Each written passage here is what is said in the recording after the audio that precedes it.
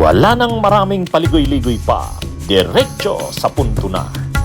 Maiksi lang ang komentaryo, pero diretso sa punto.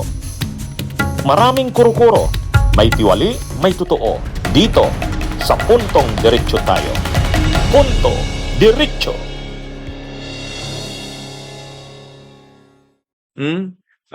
Naglabas na ng pahayag ang tagapagsalita o spokesperson ng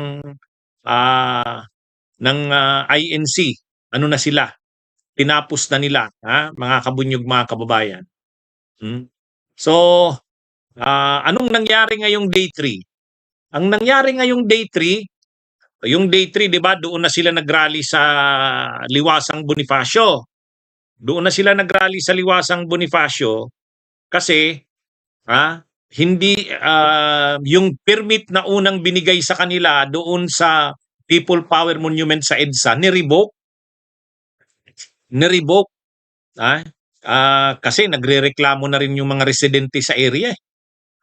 Naabalan na sila, 2 araw na. Nung una, inisyuhan pa sana ng para sa pangatlong araw doon din sa EDSA People Power Monument. Kaya lang kagabi inanunsyo ng Quezon City government, ni-revoke nila, binawi. Bakit? May maraming reklamo na. Kumbaga naabala na rin naman ang mga residente doon sa sa may EDSA People Power Monument. Kaya syempre, saka marami ng mga violations na nagawa ang Iglesia ni Cristo. Maraming violations. Yung pagharang ng mga bus doon sa kalsada, yung isang rider kinuyog, binanta ang papatayin. Tapos yung maraming mga papasok sa trabaho, yung isang estudyante nga, hindi nakapag-exam, naiyak kasi naipit siya sa rally, sa traffic. Kaya kumbaga nag-decide na ang Quezon City government na wag na doon, hindi na pwede doon sa EDSA PPM. Ngayon, nagdeklara yung leader ng Iglesia ni Cristo, doon sila sa Liwasang Bonifacio. Kasi sa Liwasang Bonifacio, walang permit na kailangan. Walang permit. Kaya lang, pagdating doon sa Liwasang Bonifacio kanina, day 3, wala. Lalong kumunti ang tao. Lalong kumunti ang tao, mga kabunyog, mga kababayan. 3-5 lang yata ang tao doon. Ayan o. Yan o, tingnan nyo yung picture na yan. Tingnan nyo naman o. Ano po yan? Alas 4 ng hapon yan. Alas 4 ng hapon ngayon. Alas 4 ng hapon, dapat marami na yan. Pero wala o. Tingnan nyo o. Sa liwasan yan. Hindi po ako nang iintriga. Tingnan nyo, ang sabi ng News 5. Sitwasyon sa INC rally sa Liwasang Bonifacio. Ibinahagi ng City Disaster Risk Reduction and Management, DRRM, Department ng Lungsod ng Maynila ang ilang litrato sa ikatlong araw ng Iglesia ni Cristo Rally sa Liwasang Bonifacio as of 4 p.m. ngayong Huwebes, July 2. Yan. As of 4 p.m. July 2. Ito yung picture na pinakita. Tingnan nyo naman yan. Manipis. Mas kunti pa kaysa doon sa rally sa People Power Monument. Kaya nga ang nangyari, habang tumatagal, hindi na dadagdagan ang tao. Mas lalo pang numinipis. Kaya nag-decide na mga kabunyog, mga kababayan, na tapusin na lang. Yan yung yan yung picture nung rally ngayon. Alas 4 yan ng hapon. Kung nadagdagan man yan ng mga bandang alas 5, alas 6 bago magdilim ngayong gabi, kunti lang. Yan mga kabunyog ang nangyari diyan. Yung picture na yan kinuha 4 p.m. So yung sinasabi na dadagsa ang kanilang mga supporters, wala. Lalong kumunti ng kumunti.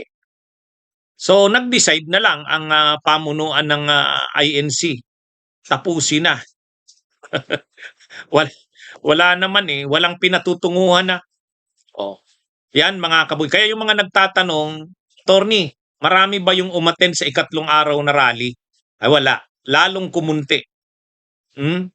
So yan ang yan ang nangyari mga kabunyog, mga kababayan. Ibang klasing people power ito. Ang people power sa unang araw konti, sa ikalawang araw dumami, sa ikatlong araw lalong dumami, milyon na. Yun ang people power. Ha? Ito reverse yata. Reverse. Mas marami nung unang araw, 15 mil yata yun, 13 mil, 14 mil ganon. Sumunod na araw, ano na lang, 8,000 yung second day. Eh ngayon 3,500 na lang, 4,000 yan. Yan mga kabunyog ang nangyari, ano? Kaya ito, sa kabila ng yan Iglesia ni Cristo yan.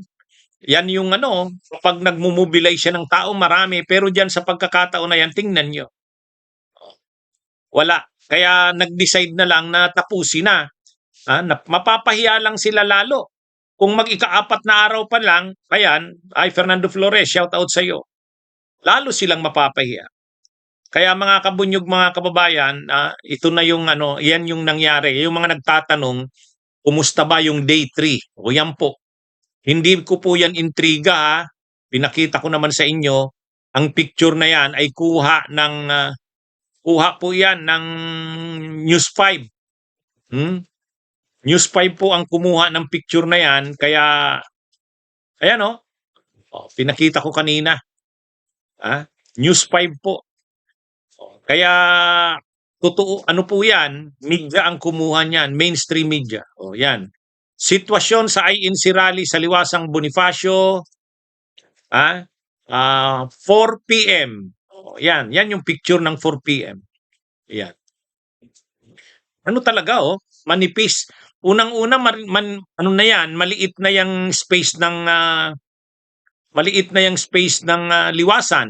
So dapat sana napuno na yan. Kasi maliit naman ang liwasan eh. Wala, hindi pa rin napuno. Marami pang maraming bakanting spasyo.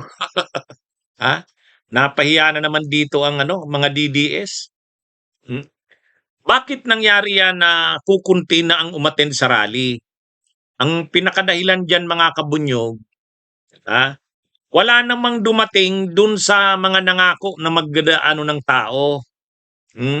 Bunyog, halikan na kasama ka. Bunyog, kapag buklod ay may pag-asa. Luzon, Visayas, Mindanao, isa ang pananaw. Sa bagong Pilipinas ang bunyog isisigaw. Bunyog.